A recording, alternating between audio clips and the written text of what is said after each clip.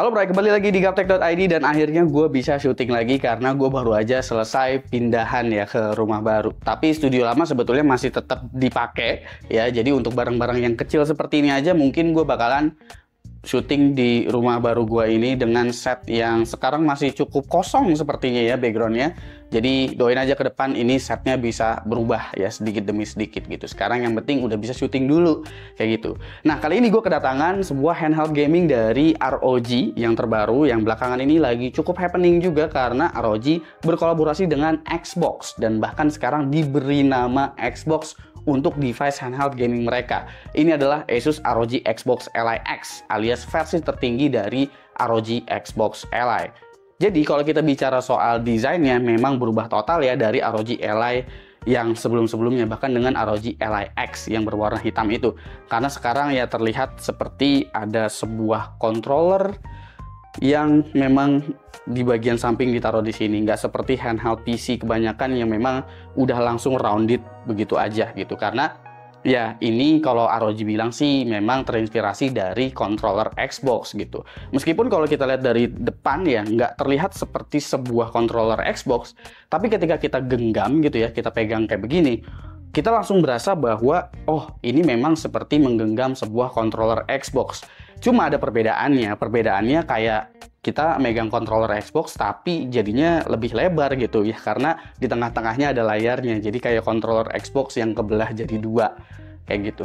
Tapi secara bentuk kalau kita lihat dari depan itu memang kayak nggak mirip dengan kontrolernya Xbox sih, tapi kalau dilihat dari samping itu memang lekukannya mirip seperti kontrolernya Xbox. Kita juga bakalan bahas di bagian controller lainnya, yaitu di bagian D-pad, bagian tombol-tombolnya, di bagian triggernya, dan juga di bagian thumbsticknya. Pertama di bagian triggernya. Nah, triggernya ini dia itu udah pakai impulse trigger, alias si ROG itu udah menggunakan Hall effect di bagian triggernya. Jadi triggernya ini memang asik banget saat dipakai. Lalu untuk tombol LB dan juga RB-nya ini juga clicky dan juga enak banget, nggak berasa keras ya. Untuk YXAB-nya dia juga nggak terlalu berisik, apalagi di pad-nya ini juga enak. Cuma di bagian thumbstick-nya nih, nah thumbstick-nya gue pikir dia udah menggunakan Hall effect juga atau menggunakan impulse trigger juga gitu, kayak di bagian triggernya ini. Tapi ternyata ini adalah analog yang memang masih standar gitu, belum menggunakan Hall effect. Andai aja ROG menggunakan Hall effect di bagian thumbstick-nya, gue rasa ROG Xbox Ally X bakalan punya pengalaman yang jadi jauh lebih imersif lagi sih. Terlebih lagi ini adalah versi yang memang paling atas gitu dari line up handheld gaming ROG. Lalu ada tombol-tombol kecil juga nih di bagian samping. Yang pingin gue highlight sih sebetulnya ada dua ya. Ada tombol Xbox dan juga command center atau ya command center atau si Armoury Crate-nya, Armoury Crate mini-nya. Jadi kedua tombol ini sebetulnya fungsinya tuh mirip-mirip. Karena ketika gue buka tombol Xbox ini, itu yang kebuka sebenarnya ialah command centernya, cuman beda tab sebelahnya aja. Kalau kita buka di bagian Xbox, yang kebuka itu ialah library game kita gitu ya, baik itu di Xbox, di Steam, atau di platform lain. Karena meskipun handheld ini namanya Xbox, kalian tetap bisa menggunakan atau memainkan game dari platform-platform lain. Misalnya seperti Steam, Epic Game, GOG, dan lain-lain ya. Jadi sebenarnya dua fungsi tombol ini tuh masih mirip-mirip aja. Kalau misalkan gue geser gitu ya, kita bakalan langsung geser ke command center atau si Armoury Crate mini-nya gitu. Dan kalau kita mau buka Armoury Crate yang fullnya, itu ada yang namanya Open Armoury Crate SE. Kalian bisa klik aja di situ. Nanti bakalan kebuka versi yang fullnya untuk pengaturan yang jauh lebih lengkap. Seperti pengaturan untuk lighting, habis itu untuk kalibrasi controller juga tersedia di situ, dan lain sebagainya. Bahkan library game juga bisa ditemuin juga sebetulnya di Armoury Crate SE. Jadi banyak fungsi-fungsi yang sebetulnya mirip-mirip gitu. Saking lengkapnya jadinya banyak justru UI yang memang agak nabrak-nabrak gitu dari si Armoury Crate dan juga fungsi dari Xbox-nya. Lalu kita lompat ke bagian I/O-nya. Tersedia dua USB Type-C, yang mana satunya itu menggunakan USB 4 dan mendukung untuk eksternal GPU. Jadi kali ini nggak menggunakan port XG Mobile lagi ya, karena XG Mobile-nya juga sekarang udah menggunakan port Thunderbolt. Jadi USB 4 udah bisa menggunakan Thunderbolt juga. Yang sebelahnya menggunakan port USB 3.2 untuk Type-C-nya. Lalu ada tombol volume dan masih ada SD card reader. Yang jadi ROG Xbox Ally X ini adalah sebuah Xbox adalah penawaran dari ROG mengenai Xbox Full Screen Experience pada operating systemnya. Yang mana kalian udah bisa langsung menikmati UI seperti layaknya sebuah Xbox. Jadi kalau kalian geser dari bawah ini, itu udah nggak ada start menu lagi, cuma ada layanan-layanan aplikasi aja yang memang lagi jalan di situ, dan semua UI-nya tersedia di UI Xbox ini. Tapi tenang aja ya, ini untuk game-game dari platform lain juga bakalan kelihatan di library-nya langsung. Selama kalian udah login di platform lain seperti Steam, Epic, dan lain-lain, itu gamenya bakalan tetap tersedia dan tampil di UI Xbox-nya. Dengan begini, apakah kalian jadinya nggak bisa pakai Windows 11 sama sekali? Oh, tentu enggak. Karena basisnya memang tetap ini adalah Windows 11, maka kalian juga bisa tetap pindah ke mode Windows Desktop jika dirasa kalian membutuhkan operating system Windows seperti pada umumnya. Jadi kalian masih tetap bisa menjalankan produktivitas yang memang bisa dimanfaatkan dengan operating system Windows 11. Jadi Xbox Full Screen Experience ini hanya untuk dimanfaatkan untuk bermain game, karena menurut Xbox dan juga ROG, dengan Xbox Full Screen Experience di sini bermain gamenya akan jadi jauh lebih optimal, karena beberapa background task itu memang dimatikan sama si OS-nya gitu. Terutama seperti di start menu, notification. Gue nggak tahu sih Explorer X itu mati atau enggak, tapi harusnya kalau misalkan start menu dan juga taskbar itu udah nggak ada, harusnya Explorer X itu udah di kill juga di background prosesnya. Jadi harusnya itu akan membantu sedikit mengoptimalkan, dan nanti gue bakalan cek juga untuk ngebandingin si Xbox Full Screen Experience versus si mode Windows Desktopnya itu kira-kira ada perbedaan atau enggak. Lalu kita bahas di bagian layarnya ya. Untuk layarnya ini masih berukuran 7 inch dengan bezel yang atas bawahnya masih agak tebal, beresolusi Full HD 120Hz, dan panelnya ini sayangnya ialah IPS ya, belum OLED di harga segini. Dan tentunya ini udah touchscreen juga ya. Kita sekarang ngomongin spesifikasinya terlebih dahulu. Spesifikasinya di sini menggunakan AMD Ryzen AI Z2 Extreme. Kenapa ada AI-nya? Karena kali ini prosesor dari sebuah handheld diberikan NPU hingga 50 TOPS. Yang katanya sih nanti kedepannya bakalan diberikan fitur untuk upscaling berbasis AI. Dan itu memanfaatkan si NPU-nya. Makanya tetap diberikan NPU. Selebihnya ini adalah prosesor yang sebetulnya mirip seperti Ryzen AI HX Series di versi laptop. Tapi di sini dia untuk CPU-nya hanya diberikan 8 core, 16 thread, dan untuk GPU-nya tetap diberikan yang paling mentok kanan dengan 16 compute units, yaitu adalah Radeon 890M. Memori yang dipakai juga cukup kencang, yaitu 24GB LPDDR5X 8000 MB transfer per second, dan NVMe SSD-nya kali ini berukuran M.2 2280 NVMe PCIe Gen 4. Kapasitas bawaannya udah 1TB, udah cukup besar.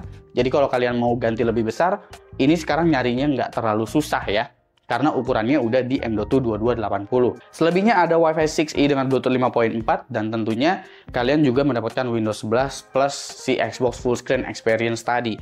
Nggak cuma itu aja, kalau kalian membeli ini, kalian juga udah bisa mendapatkan subscription Xbox Game Pass. Jadi setelah melakukan setup saat awal kalian booting OS pertama kali ya, login sana-sini, ya, persyaratan sana-sini yang harus dicentang gitu ya, menunggu update mungkin, paling nggak bisa langsung main gamenya setelah kalian melakukan setup di handheld gaming ini. Ya, kalian harus melakukan setup yang seperti itu karena ini sekali lagi basisnya tetap menggunakan Windows 11. Utilities tadi gue udah sempat sedikit singgung ya, tapi gue belum menjelaskan secara detail untuk command center atau si Armoury Crate-nya untuk pengaturan profile power. Itu kita bisa mendapatkan profile silent, yang mana profile silent kali ini agak sedikit tinggi ratingnya di 13 watt. Lalu untuk mode performance-nya di 17 watt dan mode turbonya di 25 watt jika menggunakan baterai. Kalau kalian colokin power adapter, itu dia bakalan jalan di 35 watt. Selebihnya settingan-settingan di bawahnya itu ada monitoring system, ada juga untuk setting keyboard, FPS limiter, habis itu untuk nyalain RSR, untuk nyalain FMF, dan lain sebagainya. Kalian bisa atur di situ deh pokoknya ya, di si command center atau di Armoury Crate-nya. Nah, bagaimana dengan performance-nya nih si ROG Xbox Ally X? Gue melakukan beberapa pengujian sih, mulai dari profile silent hingga profile turbo, tapi profile turbonya itu hanya yang menggunakan baterai aja ya, karena semua pengujian di sini itu pengujiannya menggunakan baterai. Dan untuk pengujian baterai sendiri, gue hanya menggunakan profile performance aja karena pengujian gue memang cukup singkat ya waktunya, ini ngejar waktu juga. Pengujian gue dengan mode performance itu dapat di angka sekitar kurang lebih hampir 3 jam. Dikit lagi banget itu 3 jam dapat sih untuk main game. Jadi anggap aja bisa tembus ke 3 jam pada mode 17 watt atau mode performance. Kalau gue cek di luar, itu rata-rata ngetesnya justru di mode turbo di 25 watt dan itu rata-rata bisa dapat di angka 2 jam. Jadi selisihnya kurang lebih 1 jam antara mode performance dan juga mode turbo. Bagaimana selisih performance-nya? Ya, mari kita lihat untuk performance dari si ROG Xbox Li X ini seperti apa. Gua akan mulai dari benchmark sintetik terlebih dahulu, yaitu Cinebench R23 untuk membandingkan kemampuan multicore dan juga single core dari prosesornya, baik itu di profile silent hingga profile turbonya. Di sini kalau kalian perhatiin, profile silent dan juga performance itu selisih multicore-nya memang tipis-tipis aja. Tapi kalau diperhatiin lagi, single core-nya itu pada mode performance jauh lebih tinggi di 1800-an, sementara mode silent di 13 watt-nya itu single core-nya hanya di 1200-an. Ketika kita menggunakan mode turbo, single core-nya akan meningkat lagi menjadi 1950 dan multicore-nya ini kencang sekali ya, udah tembus ke angka 13 ribuan. Kalau kita cek lagi dari kemampuan GPU-nya alias si Radeon 890M, untuk graphics core dari 3D Mark Firestrike pada mode silent itu ada di angka 8600-an, pada mode performance-nya naik sedikit menjadi sekitar 9 ribuan dan mode turbonya juga naiknya nggak terlalu jauh, cuma sekitar 10%-an aja naiknya dari mode performance yaitu di 9900-an. CPU temperatur sendiri saat gua stress test menggunakan Cinebench R23 looping pada mode performance itu maksimum temperaturnya ada di angka 70 derajat Celcius yang menandakan bahwa itu juga udah cukup adem. Lalu pada mode turbonya ini ada di angka 80 derajat Celcius ketika dia full load betul-betul saat menjalankan stress test. Harusnya sih ketika lagi main game dia temperaturnya nggak bakalan nyentuh ke angka ini. Lalu kita lanjut aja ke menu utamanya yaitu kemampuan gamenya karena ini adalah sebuah handheld gaming. Pengujian pertama gue ialah Cyberpunk 2077 pada resolusi 1080p menggunakan FSR performance dan presetnya ini high dan juga gue menggunakan frame generation tanpa ray tracing sama sekali. Di sini pada mode silent itu gue bisa mendapatkan rata-rata di 49 fps dan pada mode performance-nya bisa meningkat ke 61 fps. Lalu pada mode turbonya itu dapat di angka 83 fps yang mana selisihnya itu ternyata juga lumayan jauh antara performance dan juga mode turbonya.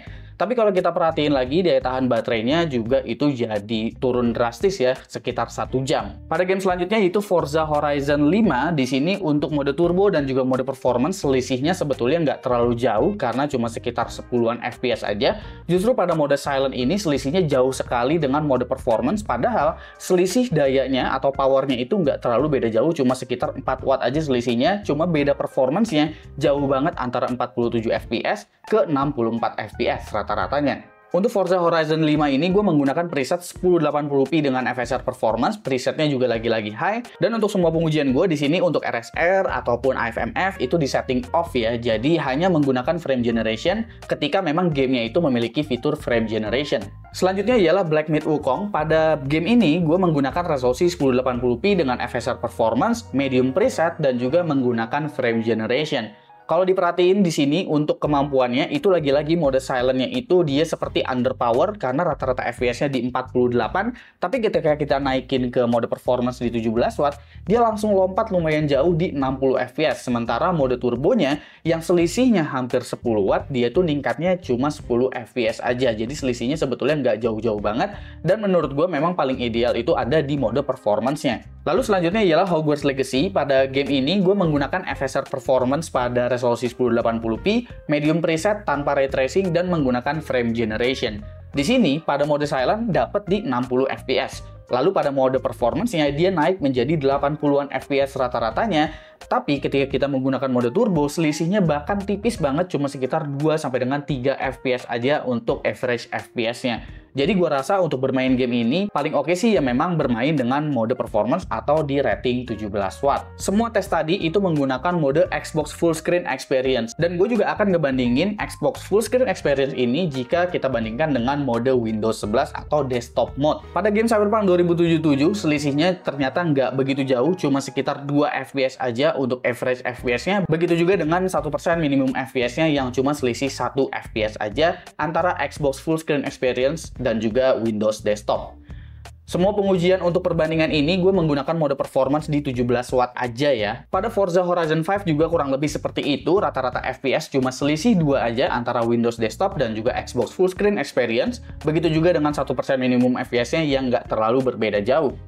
Selanjutnya ialah Black Myth Wukong, selisihnya itu sekitar 3 FPS aja, dan mayoritas di sini tetap ya, untuk Xbox Full Screen Experience, dia tetap memiliki rata-rata FPS, dan juga 1% minimum FPS yang lebih tinggi jika dibandingkan dengan Windows Desktop Performance. Yang bedanya itu lumayan terasa, itu ada di game Hogwarts Legacy. Karena ketika kita menggunakan Windows Desktop, itu 1% minimum FPS-nya jadi jomplang banget ke 16, yang berarti di sini stutteringnya akan jadi jauh lebih terasa di game Hogwarts Legacy, sehingga menyebabkan rata-rata FPS-nya juga bakalan jadi turun jauh di sekitar 70-an FPS. Sementara ketika kita menggunakan Xbox Full Screen Experience, rata-ratanya itu udah bisa tembus di 80-an FPS. Oke, jadi begitu ya untuk ROG Xbox Li X. Untuk harganya sendiri, ini ada di angka Rp14.999.000, yang mana sebetulnya ini adalah harga yang paling murah daripada MSRP globalnya. Karena MSRP globalnya itu ada di angka 1.000 US dollar, atau di 16 juta lebih. Jadi kali ini justru Indonesia kebagian harga yang murah nih hitungannya untuk ROG Xbox Li X ya. Dan menurut gue sendiri kesimpulannya untuk ROG Xbox Li X adalah jika kalian ngerasa pingin meminang si ROG Xbox Li X ini, gue rasa kalian idealnya menggunakan mode performance atau 17 wattnya. Karena dengan mode performance atau 17 watt itu, ini adalah performance yang paling ideal, yang masih berjalan kencang, dan daya tahan baterainya itu paling maksimal gitu dengan mode performance ini. Sementara jika kita menggunakan mode turbo, naik performance-nya, tapi trade off untuk daya tahan baterainya juga ternyata cukup banyak. Jadi gua rasa mode 17 watt aja itu udah cukup. GPU dari ROG Xbox Li X ini sangat-sangat kencang, sehingga dengan preset medium atau preset high di beberapa game AAA itu gua bisa bilang kalau mau pakai mah pakai aja. Kenapa? Karena ketika kalian menggunakan preset low, apalagi justru resolusinya di set ke 720p, dia bakalan makan resource CPU jauh lebih banyak, sehingga GPU-nya kerjanya lebih sedikit, dan kalian nggak merasakan impact performance yang berarti dengan nurunin preset-preset dari settingan grafis game kalian. Paling gue bisa menyarankan kalian bermain di resolusi 1080p dengan preset medium atau high, tapi kalian bisa menggunakan FSR pada mode quality ataupun performance, karena dengan layar 7 inch juga itu kalian menggunakan FSR nggak terlalu terasa kok, karena ini bukan laptop ataupun desktop yang memang layarnya jauh lebih besar daripada sebuah handheld gaming.